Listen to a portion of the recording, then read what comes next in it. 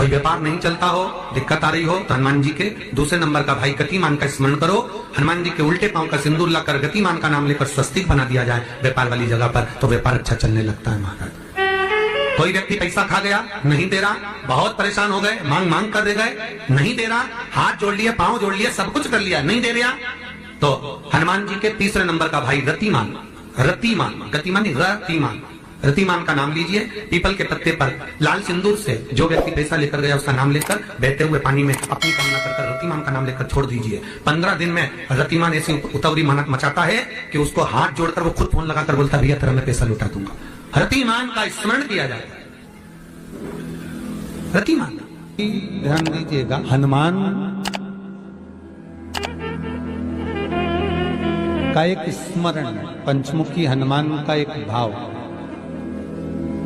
महाराज जैसे बहुत ज्यादा तकलीफ अगर व्यक्ति को हो गई है, बहुत कष्टमय जीवन चल रहा है, हार गए हर जगह से और तकलीफमय जीवन चल रहा है, तो पंचमुखी हनुमान का एक शिव महापुराण का और स्कंद पुराण का एक बड़ा सुंदर मंत्र है। उस मंत्र को आप सब एक बार हमारे साथ में बोलें। ओम नमो हनुमते रुद्र अवताराय सर्व शत्रु संहारणाय सर्व रोग हराय सर्व वशीकरणाय रामदूताय स्वाहा। बस इस मंत्र को हाथ में काली तिल लेकर, एक जौ लेकर और गूगल लेकर, थोड़ा सा उसमें गाय का घी डालकर, कंडे को या अग्नि को जलाकर इस मंत्र का 11 बार 21 बार जाप कर कर अपनी कामना कर कर छोड़ दीजिए। कैसा भी रोग हो, बीमारी हो, कष्ट हो, दुख हो, तकलीफ हो, 21 दिन के अंदर वो आनंद आना प्रारंभ कर देता है। इस मंत्र, स्कंद पुराण का, शिव महापुराण का ये मंत्र मूल पंचमुखी हनुमान सुख देंगे। और एक और चीज याद रखिए महाराज,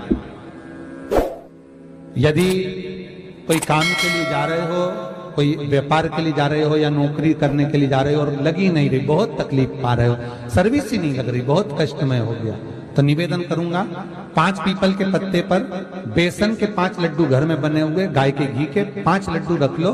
उस लड्डू के बीचों बीच एक आटे का दिया और उसमें तिल्ली का तेल डालकर इसी मंत्र का प्रयोग कर कर पंचमुखी हनुमान का किसी भी हनुमान के मंदिर में जाकर, दक्षिण मुखी हनुमान के मंदिर में जाकर उसको रख कर आ जाइए। इसके बाद आप उस काम के लिए जाइए, आपका काम सफल हो जाएगा। आपको किसी को नहीं कहना पड़ेगा कि हाथ जोड़ना नहीं पड़ेगा, किसी के पांव नहीं पड़ना पड़ेंगे, तुरंत काम होगा। बस इस मंत्र का स्मरण कर कर पंचमुखी हनुमान का भूतेश्वर जो मंत्र है वो सुख देने वाला। पूरे घर में वास्तु के हिसाब से केवल एक दीवार ऐसी होती है जहां पर हनुमान जी का चित्र लगाया जाए।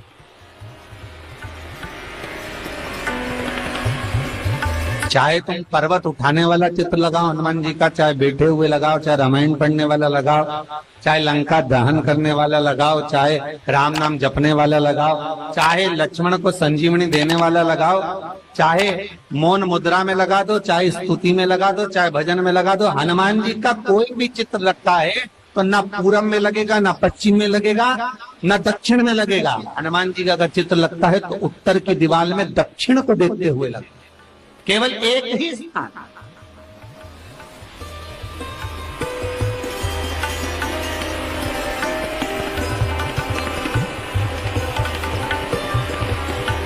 जैसे पूर्वजों के चित्र को, पितरों के चित्र को, गए हुए हमारे जीवों के चित्र को दक्षिण में विराजमान किया जाता है, उसी तरह हनुमान को उत्तर में विराजमान कर कर दृष्टि दक्षिण में कर दी।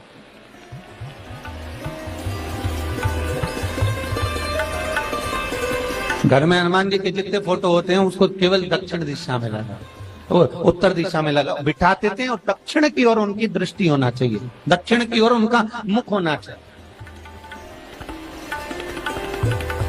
क्यों महाराज? अगर व्यक्ति के जीवन में कोई बीमारी आने वाली है, व्यक्ति के जीवन में कोई रोग आने वाला है, व्यक्ति के जीवन में अगर कोई कष्ट आने वाला है, व्यक्ति के जीवन में अगर कोई परेशानी आने वाली है, व्यक्ति के जीवन में कोई एक्सीडेंट का योग भी बनने वाला है, तो शास्त्र कहता है वो दिशा दक्षिण से ही बनता है।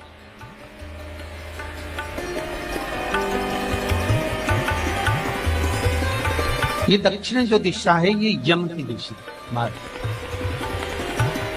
यहाँ संपूर्ण परिवार के साथ यमराज अपने आनंद में निवास करते। और जब हमारे घर में, हम ये नहीं कह रहे कि आप हनुमान जी का फोटो लगाओ, हम ये भी नहीं कह रहे, आपके घर में हो और आपने अगर विराजमान कर रखा है किसी दिशा में, तो हमारा तो निवेदन रहेगा, अभी तक आपने अगर जैसा रखा, पर एक बार दिशा बदल कर देखना कि रोग, बीमारी, कष्ट, दुख, तकलीफ में आपको लाभ मिला कि ना। हनुमान जी ने केवल दक्षिण दिशा की ओर अगर मुख कर हमने विराजमान कर दिया, फोटो ही विराजित किया। हम ये नहीं कहेंगे आपसे कि आप बाजार से फोटो खरीद के लाओ फिर लगाओ, नहीं, आपके घर में हो तो आप लगा दें, आपके घर में हो तो विराजमान।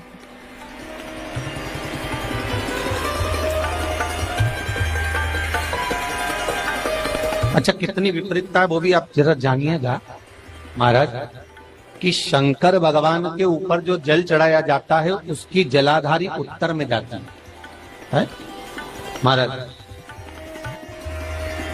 भगवान शिव का जो जल जा रहा है वो उत्तर की ओर जा, और हनुमान जी को उत्तर में विराजमान कर मुख दक्षिण की ओर कर दिया। क्यों? प्रबल दिशाओं में उत्तर और दक्षिण महाराज, ये जो दो दिशाएं, इनको साधने के लिए कोई देवता आगे नहीं। अगर इन दिशाओं को कोई साधने वाला है तो केवल एक देवाधिदेव महादेव ही हो सकता। काल का हरण करने वाला वो महान काल ही हो सकता। शंकर का ही एक अवतार है हनुमान जी महाराज, रुद्र अवतार महाराज। हनुमान जी से कहा तुम दक्षिण की ओर दिशा पर संभालिए। शिव जी कहते हैं मेरा जल जब उत्तर की ओर जाएगा तो इस दिशा को मैं संभाल, चिंता ना करिए। जो स्मरण करने वाला होता है, भजन करने वाला होता है, कीर्तन करने वाला होता है, नाम जाप करने वाला होता है, उसका भी शास्त्र विधान कहता है, उसका भी व्याख्यान वर्णन करता है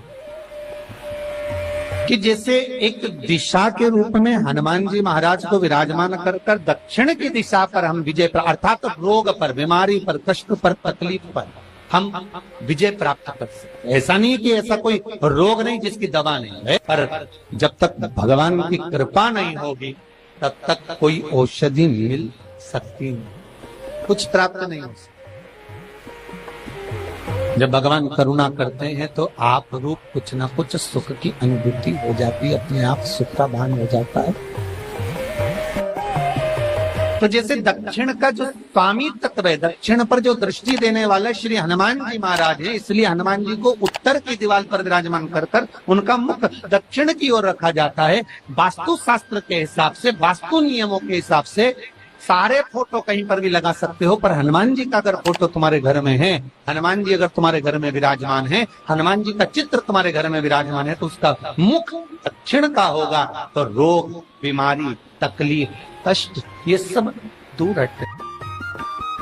कई लोग प्रश्न करते हैं, गुरुजी आप कहते हो कि हनुमान जी महाराज शंकर भगवान का एक अंश स्वरूप है, एक अंश। पूरी शिव महापुराण की कथा को उठाकर देखिए, स्कंद पुराण को, मत्स्य पुराण को, कूर्म पुराण को उठाकर देखिए। एक बाणासुर का चरित्र और एक श्री हनुमान जी महाराज का चरित्र बहुत सुंदर। शिव का एक अंश माता अंजना के तप साधना से शिव की प्रागट्यता और शंकर भगवान की प्रागट्यता से शंकर का स्वरूप प्रकट हो। इसीलिए तो कहते हैं शंकर सुमन केसरी।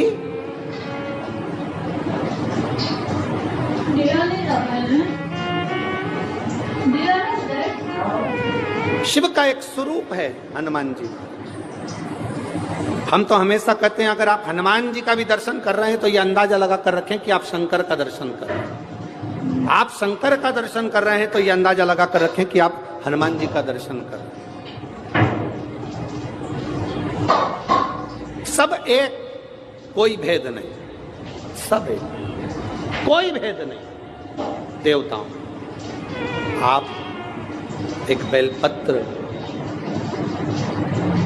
जैसे आप एक बेलपत्र कि ये दो जो पत्तियां होती हैं, जरा ध्यान देंगे, ये दो जो पत्ती नीचे की रहती है बेलपत्र, आगे का भाग एक बेलपत्र और नीचे की जो ये दो पत्तियां होती हैं, इन दो पत्तियों के ऊपर एक एक शमी पत्र। ये दो जो पत्तियां हैं, इन पत्तियों के ऊपर एक एक शमी पत्र और लाल चंदन ये रखकर, कितना भी रोगीला व्यक्ति हो, रोग से ग्रसित व्यक्ति हो, जिंदगी में कितना ही दुख पड़ रहा हो, बेलपत्र की ये दोनों पत्ती जिसके ऊपर शमी पत्र रखकर, लाल चंदन रखकर श्री हनुमान जी महाराज और हनुमान जी महाराज के तीसरे नंबर के भाई श्री गतिमान जी। हनुमान जी कितने भाई हैं? 6। उसमें हनुमान, रतिमान, प्रतिमान, मतिमान, गतिमान, तो जो नीचे के क्रम में आते हैं श्री गतिमान जी, उन गतिमान जी और हनुमान जी का नाम लेकर जो शिवलिंग के ऊपर समर्पित कर देता है, रोग का निवारण होता ही है, रोग मुक्ति होती है। मंगल का प्रदोष निकाल कर रख लो कि मंगल का प्रदोष इस दिन पड़ रहा है, मंगल की त्रयोदशी तिथि पड़ रही है, प्रदोष व्रत मंगलवार का पड़ रहा है।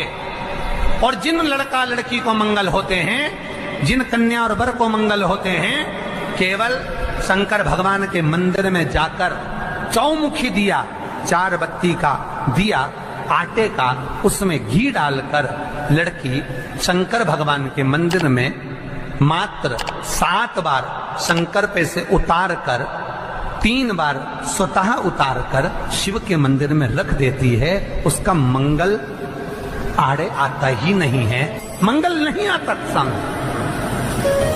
मंगल प्रदोष व्रत का इतना महत्व है महाराज। जब जिस महीने में जो प्रदोष पड़ा करे, जब प्रदोष पड़े, बन सके 1 बेलपत्र, बन सके 5 बेलपत्र, शमी पत्र,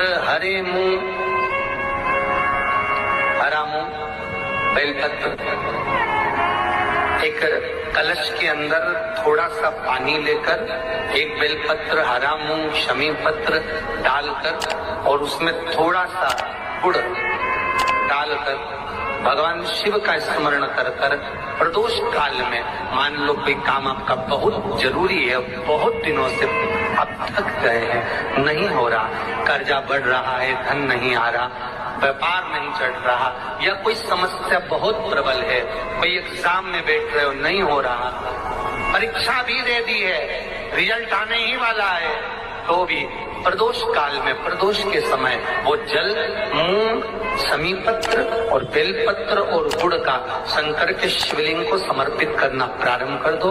2 या 3 प्रदोष करोगे, बाबा आपकी मनोकामना शीघ्र पूर्ण कर देगा।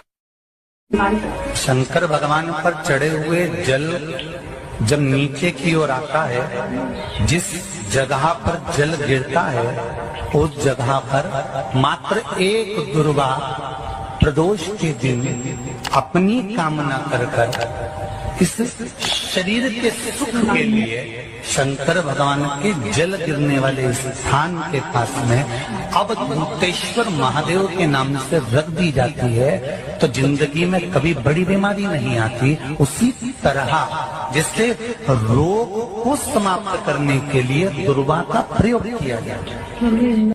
कभी ऐसा योग लगे आपके जीवन में कि आप जिस व्यापार को आपने करा, उस व्यापार में आपको फल नहीं मिला, फिर आपने व्यापार चेंज करा, फिर बदल कर देखा, फिर उस व्यापार को कर देखा, उसमें फल नहीं मिला, फिर आपने वापिस व्यापार को बदलने का विचार किया, तो हमारा निवेदन रहेगा उस व्यापार को बदलने से पहले एक काम जरूर कर देखो। 3 स्थान पर बेलपत्र को चढ़ाकर देखिएगा। अगर आपको लगे कि मैंने व्यापार बदल लिया, एक बार बदला। कई लोग ऐसे भी होते हैं जो पैसा इकट्ठा करते हैं, धन एकत्रित करते हैं, और कोई व्यापार ऐसा कर लेते हैं जिस व्यापार में धन चले जाता है तो वो धन वापिस नहीं आता महाराज, वो व्यापार का धन वापिस नहीं आता। तो बड़े दुखी होता है कि भाई मेरा गया हुआ पैसा नहीं आ रहा, मैं बड़ा कष्ट में हूं, मेरा खुद का ही आ जाए ना तो मैं निहाल हो जाऊं, मेरा अपना ही नहीं आ रहा जो गया हुआ है, तो मैं क्या वर्णन करूं उसको, क्या। उनके लिए भी ये प्रयोग, ये शिव विद्येश्वर संहिता का ये भाव बड़ा सुंदर है हमारे। आप व्यापार पर व्यापार बदल कर देख लिए, धन भी हमारा कहीं डूब गया, आ नहीं रहा है, तो प्रयास करना 3 स्थान पर चढ़ाई गई बेलपत्र हमें सुख का अनुभव करा दे। बहुत ध्यान लगाइए। पहला, अशोक सुंदरी की जगह। अब ये बेलपत्र जब भी आप चढ़ाएंगे तो रविवार की अगर प्रदोष पड़ जाए, कौन से दिन? रविवार की प्रदोष के दिन ये प्रयोग अवश्य कर कर देखिएगा। ज्यादा बार नहीं करना है, केवल एक ही बार करना, बाबा स्वयं कृपा करेगा। अपने मंदिर में, अर्थात अपने घर के पास कोई मंदिर हो, शिवालय हो, देवालय हो, जहां शंकर भगवान विराजमान हो, शिवलिंग हो, ऐसी जगह पर अवश्य करें। हमें कहीं दूर जाकर ये प्रयोग नहीं करना, अपने शिवालय, अपने जो घर के आसपास में शिवालय हो वो। एक बेलपत्र अशोक सुंदरी वाली जगह। अब उसको अशोक सुंदरी की जगह पर भी चढ़ाने का तरीका क्या है? जब हम बेलपत्र चढ़ाएंगे तो उस बेलपत्र को चढ़ाते समय आपकी जो बेलपत्र की डंडी है, वो बेलपत्र, रविवार प्रदोष के दिन का ये उपाय है महाराज। ये बेलपत्र की जो डंडी है, इस डंडी का भाग शिवलिंग की ओर होना चाहिए। ये जो डंडी है, इसका भाग अशोक सुंदरी पर जब चढ़ाएंगे तो शिवलिंग की ओर इसका भाग होगा महाराज। दूसरी, बेलपत्र को जब हम समर्पित करेंगे, जया, विषहरा, शामरीवारी, दौतली, देव, मान लो जलाधारी ऊपर नहीं है शंकर जी के, तो उसका स्मरण कर कर 5 कन्याओं का नाम लेकर जया, विषहरा, शामलीवारी, दौतली, देव, इनका स्मरण कर कर शंकर भगवान के शिवलिंग पर बेलपत्र रखेंगे। बेलपत्र कहां रखना है? आप अगर यहां बैठे हो तो आपके विपरीत में डंडी का मुख होना चाहिए। ये बेलपत्र की जो डंडी है, इसका मुख आपके विपरीत में हो। आप यहां बैठे हो तो डंडी उधर होगी, आप इधर बैठे हो तो डंडी का मुख इधर होगा, आप उधर बैठे हो तो डंडी का मुख इधर होगा। आपके ठीक विपरीत की ओर